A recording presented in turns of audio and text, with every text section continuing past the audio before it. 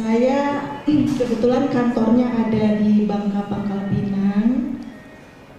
Kemarin Mas Rizal ketika WhatsApp saya posisi di Pangkal Pinang.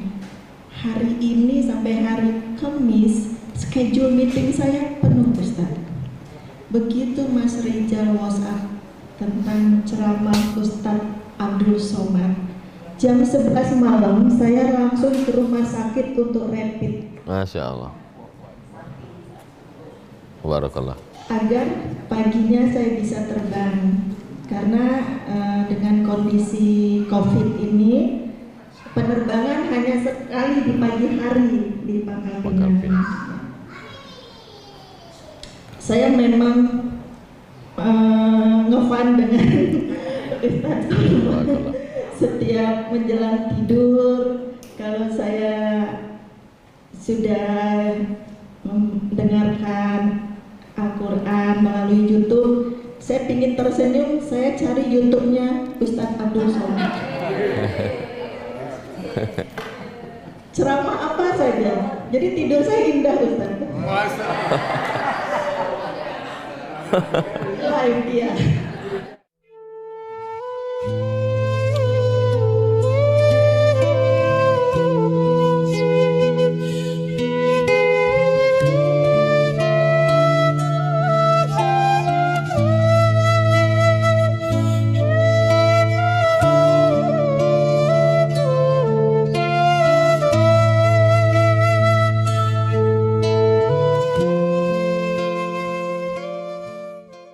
Saya mohon pencerahan dari Ustadz Somad antara bahasa hijrah dengan Patul Mekah supaya kita ada pencerahan. Sedang itu aja Ustadz dari saya. Terima kasih. Assalamualaikum warahmatullahi wabarakatuh. Waalaikumsalam warahmatullahi wabarakatuh.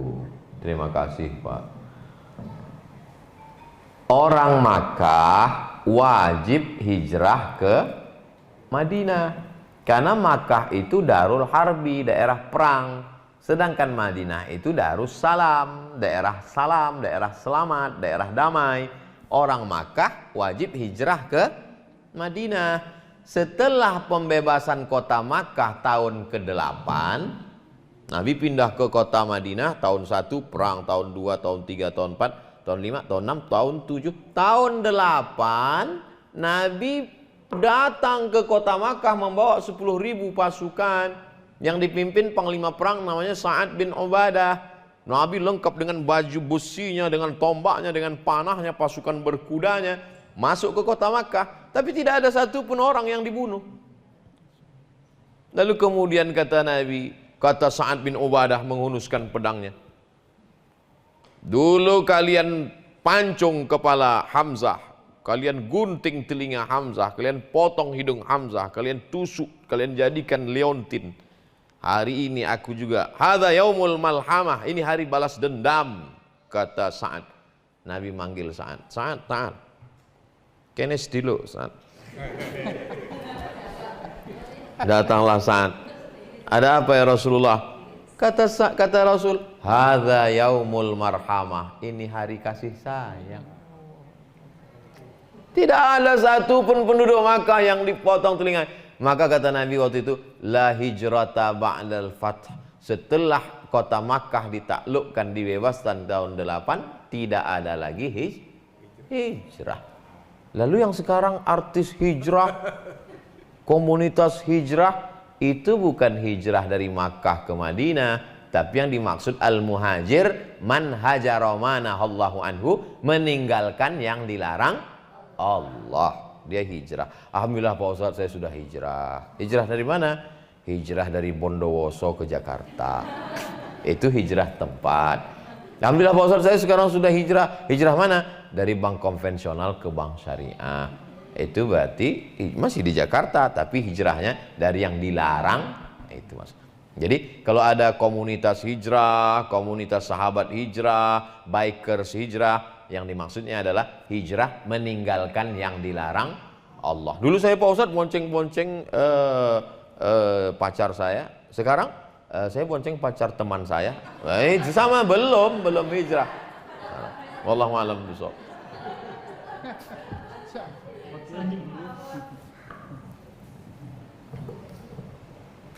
Bismillahirrahmanirrahim. Assalamualaikum warahmatullahi wabarakatuh. Waalaikumsalam. Hadratul Mukarram Ustaz Abdul Somad LCMM MA. Hadirat al-muhtaramat, para ibu-ibu sekalian dan para ulama habaib yang ada di sini, mudah-mudahan dirahmati Allah. Langsung pertanyaan Ustaz. Ya. Afwan Ustaz, tadi Ustaz menjelaskan bahwasannya ada satu sahabat yaitu Sayyidina Abu Bakar yang mendapatkan akses Ustaz ya untuk masuk surga min ayyi abwabil jannati syi'ti. Menurut Ustaz tadi Ustaz ya. Kalau tidak salah, mohon diluruskan Ustaz. Ada satu lagi yang diberikan fasilitas itu oleh Allah Subhanahu wa taala, yaitu idza shallatil mar'atu khamsaha wa shamat syahraha wa hafizat farjaha wa ta'at zawjaha. Kata Allah, udkhuli min ayyi abwabil jannati syi'ti. Masuklah para wanita-wanita yang sholat 5 waktunya bagus, puasa Ramadannya bagus, kemudian menjaga farjinya, kemudian dia taat pada suaminya.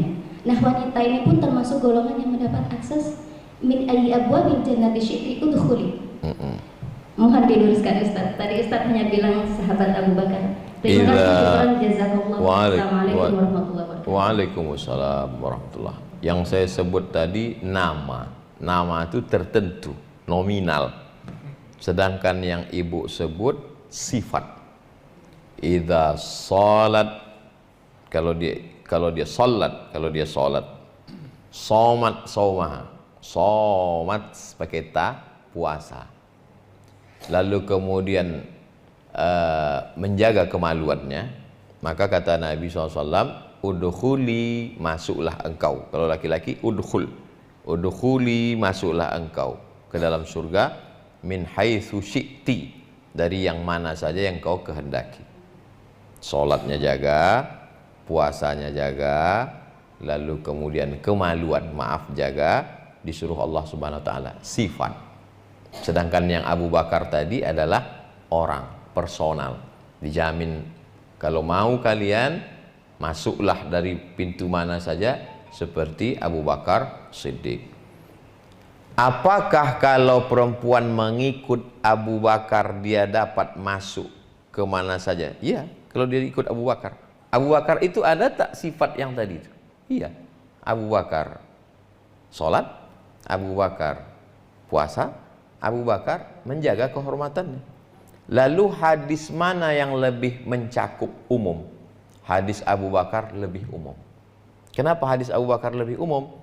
Karena hadis sifat diri Abu Bakar itu, Abu Bakar menyerahkan nyawanya waktu dia mau masuk ke dalam gua Jabal Sur, dia duluan lebih masuk. Kalau aku mati di dalam ini ya Rasulullah, anakku saja yang sedih di rumah. Tapi kalau engkau yang mati, maka semesta alam bersedih karena tak sampai wahyu Al-Quran. Abu Bakar menyerahkan hartanya. Karena Abu Bakar waktu pergi hijrah itu emasnya itu habis dibawa. Sampai ayah Abu Bakar namanya Abu Quhafah. Nama ayah Abu Bakar. Tidak beriman, kafir. Setelah tahun ke-8 baru dia masuk Islam. Kata Abu Quhafah, mana emas Abu Bakar? Datanglah Asma. Asma ini anak Abu Bakar. Memasukkan batu ke dalam sufrah, ke dalam kain. Diambilnya kain, dimasukkannya batu ke dalam. Lalu baru dikasihnya ke mbahnya. Mbah, ini batunya. Abu Quhafah itu buta, dipegangnya. Oh, masih ada. Padahal emasnya sudah habis semua dibawa hijrah. Itu dalam Abu Bakar. Tak ada di dalam hadis perempuan tadi. Perempuan tadi hanya disebut sholat, puasa, menjaga kemaluan. Nah, taat kepada suami. Innama huwa jannatuki wa naruki. Ata'at.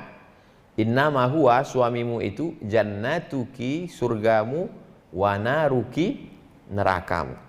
Jadi kaedah kalau menyampaikan sesuatu, kalau disampaikan yang umum, maka yang khusus masuk. Tapi kalau disampaikan yang khusus, yang umum tak masuk. Kalau disampaikan 100 sahabat, sahabat-sahabat yang lain masuk. Karena 100 tadi bukan angka nominal kan? Semua perempuan, saya paham. Kalau saya sebut Abu Bakar, seolah-olah kami yang perempuan nih.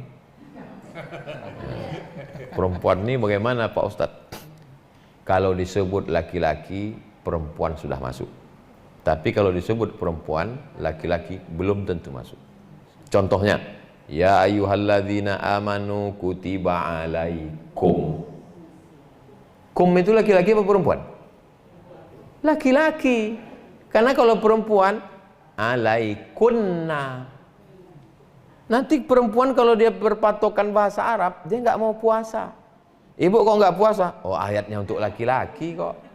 Makanya ada ustadz yang ceramah, assalamualaikum wa alaikunna, gitu ya. Ada ustadz gitu kan?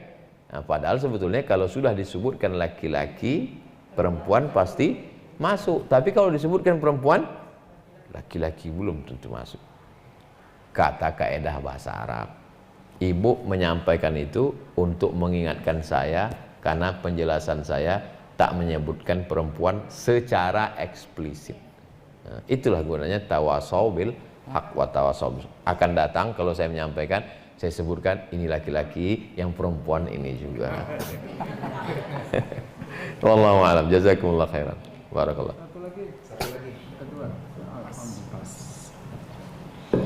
Bismillahirrahmanirrahim. Assalamualaikum warahmatullahi wabarakatuh. Waalaikumsalam. Yang sama-sama kita hormati Al-Karom Ustaz Abdul Somad MMRCMA, yang kami hormati juga Ketua 100 Sahabat, para habaib, penasehat kita, Bapak Ustaz Sugiarto, Ketua Panitia, dan semuanya yang ada di sini yang tidak kami sebutkan satu persatu namanya, namun tidak mengurangi rasa hormat kami. Yang ingin saya tanyakan Ustaz mengenai virus corona, karena di sini banyak mujahidah yang tentu punya pemikiran lain. Yang ingin saya tanyakan, virus corona itu apa murni wabah atau ada tanda kutip? Sampai-sampai umat Islam sendiri ibadah sepertinya jadi terhambat, dan sholat pun kita menggunakan jarak. Dan sedangkan di pasar-pasar orang berjubel-jubel, alhamdulillah aman-aman saja. Tetapi kenapa kita yang sholat yang seharusnya rapatkan softnya itu justru kita diberikan jarak? Lalu bagaimana? Apakah sholat kita yang demikian itu sah atau tidak? Itu aja yang ingin saya tanyakan. Terima kasih. Assalamualaikum warahmatullahi wabarakatuh. Waalaikumsalam warahmatullahi wabarakatuh. Virusnya itu ada, tapi isunya lebih besar daripada virusnya. Virusnya ada. Oleh sebab itu masyarakat menanggapi virus ini dua kelompok. Satu kelompok yang menantang, mana virusnya biar saya kunyah. Karena dia sebetulnya yang dia maksud itu dia melawan isunya. Yang satu lagi pula tertelan isu. Virusnya nggak masuk, tapi dia menelan isu. Ketakutan, sampai bakwan pun dicuci. Nah ini. Nah itu, jadi dua kelompok ini Bu. Sedangkan kita yang ngaji ini, kita tidak terlalu takut. Karena takut kita sudah kita habiskan untuk Allah. Ittaqullah, takutlah kepada Allah. Tapi kita ikut sunnah Rasulullah. Rasulullah mengajarkan kita, idza sami'tum bihi, kalau kamu dengar ada wabah di suatu negeri, la taqdimu ilaihi, jangan datang ke negeri itu. Wa idza waqa'tum bihi, kalau kamu berada di suatu negeri, kamu terkena virus, la takhruju firaram minhu, jangan lari menebarkan ke tempat lain. Firra minal majzum firaraka minal asad, larilah engkau dari virus seperti engkau melarikan diri dari singa. Lalu kemudian kalau mati, al-mat'unu syahid, orang yang mati kena virus, matinya mati syahid. Nah, jadi kita ini umat pertengahan, kita tidak menantang ini dan tidak pula terlampau ketakutan. Jadi kita ini ummatan wasata. Jadi menyikapi virus ini ada, tapi kita tidak terlampau tertelan isunya. Ini jalan tengah. Yang kedua, tentang masalah soft berjarak, Masjid Al-Azhar Kairo Mesir sengaja membuat sholat Qiyamul Lail Ramadan kemarin berjarak untuk menjelaskan kepada umat, bukan sekedar fatwa ulama. Ini loh contohnya, yang ragu-ragu sholat berjarak ini nggak sah, disiarkan live dari Masjid Al-Azhar dengan para masyaikh ulama-ulama besar. Masjidil Haram juga, Masjid Nabawi, supaya umat jangan ragu. Kalau kita di masjid begitu ketat, sesungguhnya itu bukan benci pada jamaah, tapi sayang. Kenapa? Kalau orang kenanya di pasar, nanti orang mengatakan salah pasar. Tapi kalau kena di masjid, salah masjid, salah ustadz, salah khotib, salah imam, salah masjid, salah Allah. Jadi sesungguhnya saya ketua masjid, maka saya buat baliho besar, masuk ke masjid, protokol kesehatan, di depan sediakan cuci tangan, hand sanitizer, berjarak, kena juga, ajal sudah sampai. Nah, ini jalan tengah Ibu. Nah itu, saya tetap pakai ini, tidak miring ke kanan, tidak miring ke kiri. Hindari eka dan eki, ekstrim kanan dan ekstrim kiri. Telanlah es krim, jangan ekstrim.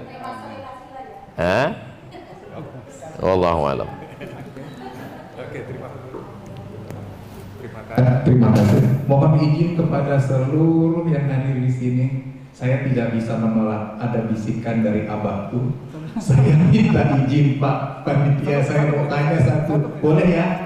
Izin 1 menit. Nah, ini Pak Ustaz Somad, mohon izin. Kalau abah yang minta, seperti Ustaz tadi, saya harus di belakang. Pak Somad, silakan. Kalau Profesor yang kami muliakan, hadis yang sangat sahih yang disampaikan Nabi kita Nabi besar Muhammad SAW. Allahumma sholli ala Man ahya sunnati faqad ahabani wa man kana mahdi jannah. Artinya, barang siapa melaksanakan sunnahku berarti dia mencintaiku. Barang siapa mencintaiku akan di surga bersamaku. Sunnah Nabi salah satunya adalah menjauh berjenggot.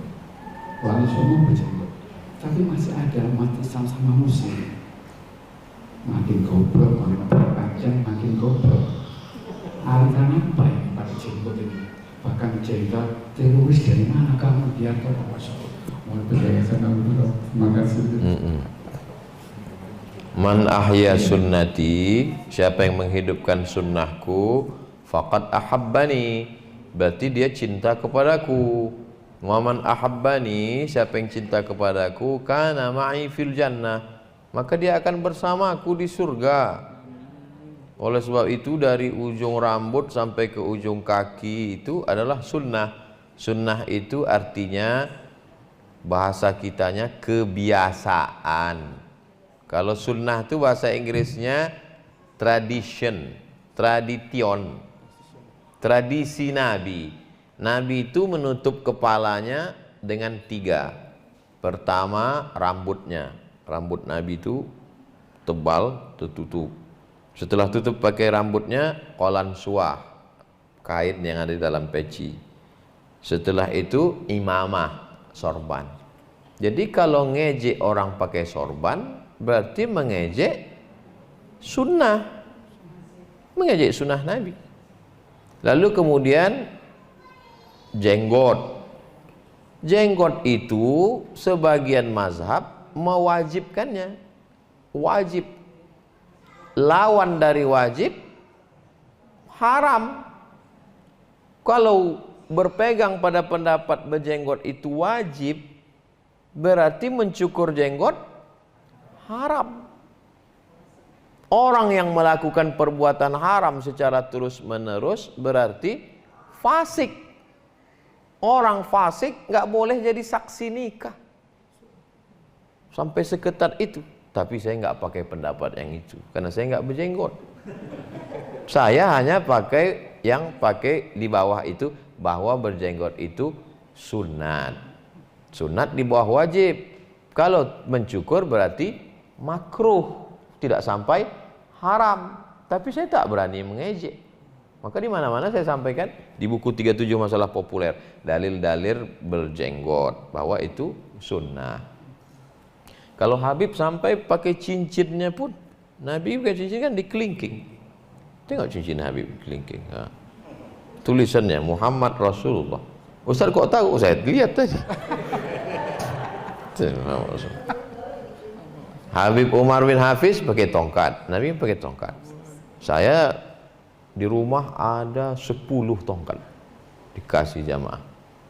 Artinya nanti kalau orang udah 40 tahun siap tongkat supaya ingat mati tongkat. Kemudian Nabi itu pakai jubahnya, di dalam nih jubah. Setelah jubah di dalam, di luar pakai lagi burdah. Habib pakai dulu jubah. Tengok Habib Umar bin Hafiz, Habib pakai 2 lapis dulu. Itu sunnah. Jadi kalau kita nggak suka, kalau kita nggak sanggup, bilang aja nggak sanggup. Jangan kita mengejek sunnah. Jadi sunnah itu banyak, dari mulai sorban, jenggot, kemudian pakai celak, kemudian itu sunnah semua. Itu yang sunnah bersifat fisik. Ada yang sunnah bersifat amal, sholat sunat, puasa sunat, itu sunat. Ini kadang orang disebut sunat. Coba sebutkan sunat dalam satu kata, poligami. Jadi sunnah itu banyak. Man ahya sunnati faqad ahabbani. Saya pulang dari Maroko, duduk di airport, mau nunggu cap paspor. Di depan saya duduk anak muda yang sedang mengamalkan sunnah anak pang. Antingnya 13. Sini. Lama saya melihat. Itu pasti sakit sekali waktu menusuk, melobang. Kenapa dia tidak merasakan sakit itu? Karena dia cinta. Cinta, suka dia. Banyak orang menghabiskan hal. Beli sepeda sampai 60 juta itu sakit nggak? Sakit. Tapi karena cinta, nggak sakit. Pergi umrah 30 juta, nggak berangkat-berangkat. Nah, jadi orang kalau cinta, itu jadi ringan. Sebetulnya apa yang disampaikan Pak Jenderal, beliau sudah mengamalkan, dia tidak ingin orang mengejek sunnah, nanti dibenci Nabi. Gimana kita ketemu sama Nabi nanti di akhirat? Kamu ngejek aku dulu ya. Nauzubillah. Mudah-mudahan kita yang sampai orang yang malu ketemu dengan Nabi Muhammad SAW. Terima kasih, jazakumullah. Barakallah. Ini karena ini bukan komunitas 100 sahabat saja, saya menghormati tamu-tamu saya.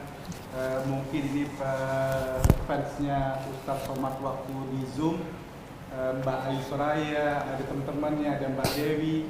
Silahkan kalau ada yang bertanya, sehingga ini bukan 100 sahabat saja yang menguasai di rumah ini. Silahkan. Terima kasih, Terima kasih. Terima kasih banyak. Saya sudah cukup agak lama mulai Ramadan ya. Saya belum menyatakan, tapi saya ikut dalam kegiatan dari 100 sahabat ini. Assalamualaikum Pak Ustadz. Waalaikumsalam. Waktu di virtual saya juga bertanya sama Ustadz. Ya. Saya ngefans sekali sama Ustadz. Saya mau bertanya, mungkin masih mewakili ibu ya Bu ya. Jadi begini pertanyaannya, jika suami istri misalkan suaminya itu meninggal duluan Ustadz, lalu apakah kalau nanti di surga kita bisa ketemu lagi? Saya pernah dengar juga kalau istrinya itu menikah lagi, dia tidak bertemu dengan suaminya yang pertama gitu Ustaz. Karena tadi Ustaz bilang nanti di surga kita ketemu dengan keluarga kita, anak cucu kita. Apakah misalkan suami meninggal duluan, istrinya menikah lagi, atau bisa ketemu dengan suami yang pertama? Atau kalau memang tidak bertemu, sebaiknya nggak nikah lagi Ustaz. Terima kasih. Maaf Ibu, pertanyaannya agak ini ya. Kalau seorang istri suami istri jika, ibu tadi menggunakan kata jika suaminya meninggal duluan. Sebetulnya fakta survei sekarang bukan jika, memang laki-laki lebih banyak mati duluan. Ada profesor dokter Suhaimi namanya. Kata dia, perempuan itu lebih kuat secara gen daripada laki-laki, termasuk angka kematian. Makanya di dunia ini lebih banyak laki-laki apa perempuan? Perempuan. Oleh sebab itu perempuan lebih bertahan. Makanya banyak perempuan yang sampai tua sekali. Laki-laki asal batuk sikit mati. Nah, jadi kalau pertanyaan ibu tadi sudah dibahas Imam Abu Hamid Al-Ghazali dalam kitab Ihya Ulumuddin dalam bab akhlak. Imam Abu Hamid Al-Ghazali meninggalnya 1111. Mudah ingat tahun meninggalnya. 1111. Sekarang sudah 2020. Berarti pertanyaan ibu sudah dijawab 1000 tahun yang lalu. Di situ dikatakan Imam Al-Ghazali, kalau ada seorang meninggal, suaminya meninggal, habis itu dia nikah lagi. Nanti dia di akhirat dengan suami yang mana? Kata Imam Al-Ghazali, dengan suami yang paling baik akhlaknya.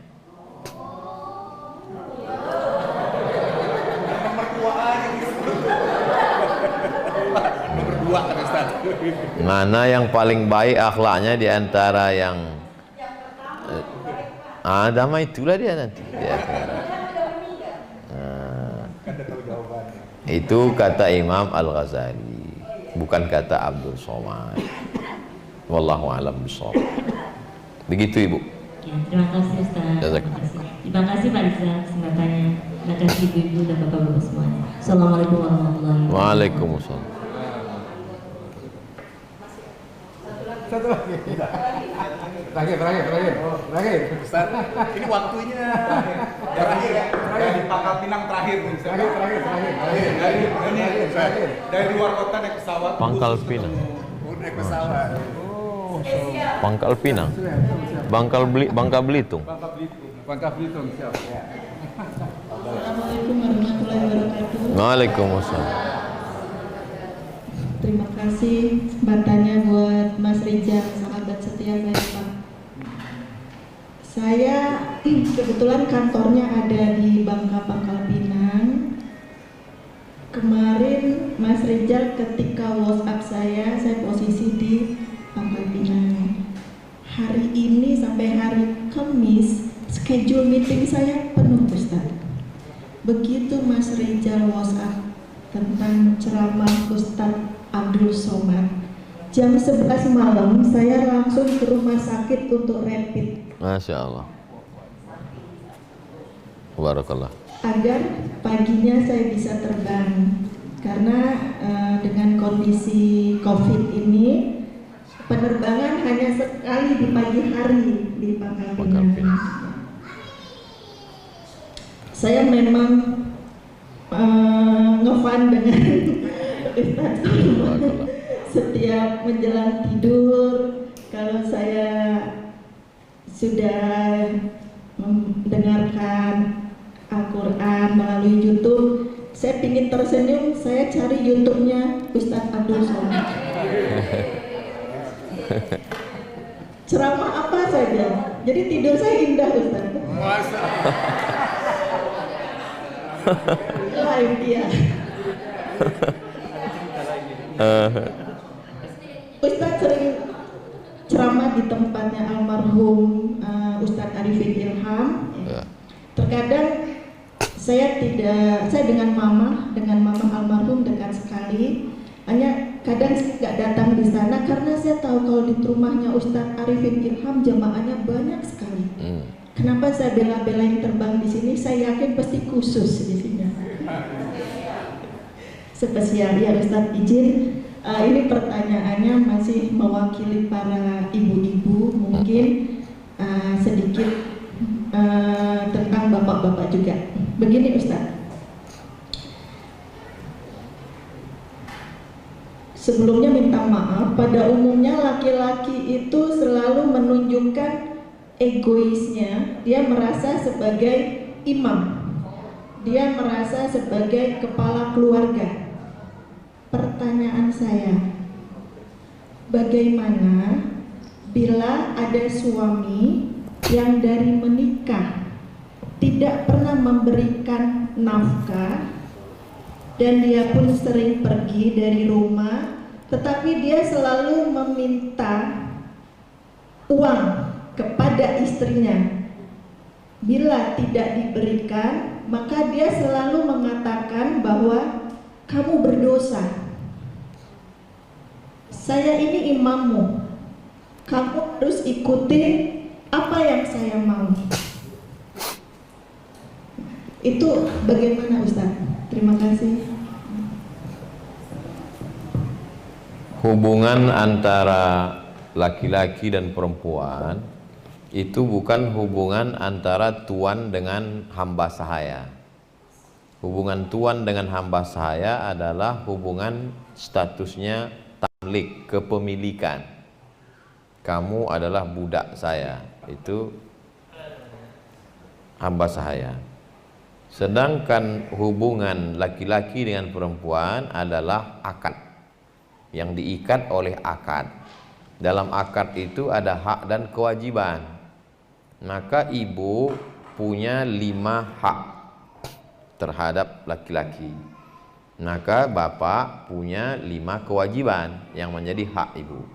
Pertama, makan. Kedua, pakaian. Ketiga, tempat tinggal. Keempat, pendidikan. Kelima, perhatian. Makan, pakai, tempat tinggal, pendidikan, perhatian. Mestinya dari mulai ngajar ibu baca Quran, ngajar sholat sunat, ngajar ngaji semua. Tapi kalau dia tidak mampu, dia serahkan ke guru mengaji, dia izinkan untuk pengajian. Yang 3 ini disebut dengan nafkah, nafkah bahasa Arabnya, makan, pakai, tempat tinggal. Pendidikan dengan perhatian, non nafkah materi zahir. Ketika dia tidak memberikan kewajiban itu, maka perempuan ini punya wali 6 orang. Walinya itu ayah, kakek, abang ayah, abang kandung ibu, adik laki-laki, abang ayah, adik ayah. 6 orang wali inilah yang mengingatkan si laki-laki tadi tentang kewajiban dia. Jadi yang saya pahami dari ibu tadi bahwa si laki-laki itu 2 kesalahan dia. Pertama, dia tidak memberikan hak perempuan. Yang kedua, dia mengeksploitasi agama supaya orang patuh kepada dia. Jadi yang menyelesaikan itu siapa? Wali. 6 orang wali tadi memanggil dia untuk meluruskan pemahaman dia. Makanya idza ja'akum man tardawna dinahu. Kalau laki-laki itu baik agamanya, wa khuluquhu, baik akhlaknya. Yang dimaksud agamanya itu tadi, ngerti dia apa kewajiban hak dia. Sehingga kalau dia sanggup, dia lakukan. Kalau dia tidak sanggup, dia ngaku. Kalau dia ngerti agama, dia akan ngaku, aku belum punya kerja tetap, aku kena PHK, aku tidak mampu. Maka ibu perempuan yang punya kerja, wanita karir, boleh memberi zakat ke suaminya. Buka kitab Al-Fiqhul Islami wa Adillatuh. Laki-laki tidak boleh memberi zakat ke istri karena istri wajib diberi nafkah. Tapi perempuan boleh memberi zakatnya. Karena abang kena PHK, masuk dalam fakir miskin, nah ini ku kasih zakat. Sampai segitunya. Jadi maksud saya, dia 2 kali salah. Pertama, dia jahil, tak mengerti agama. Yang kedua, dia eksploitasi tentang ketaatan, kepatuhan itu. Aku adalah surgamu, surat-surat mobil, semua surat tanah kau semua kasih ke aku. Itu kan 2 kali dia salah.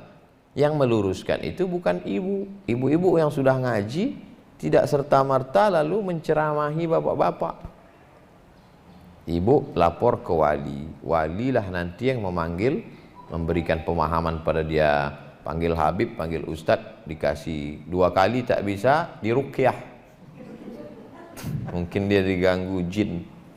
Nah, mudah-mudahan semuanya diberikan Allah pemahaman agama yang baik. Wallahu a'lam bishawab. Begitu Bu, saya bicara hukumnya. Wallahu a'lam.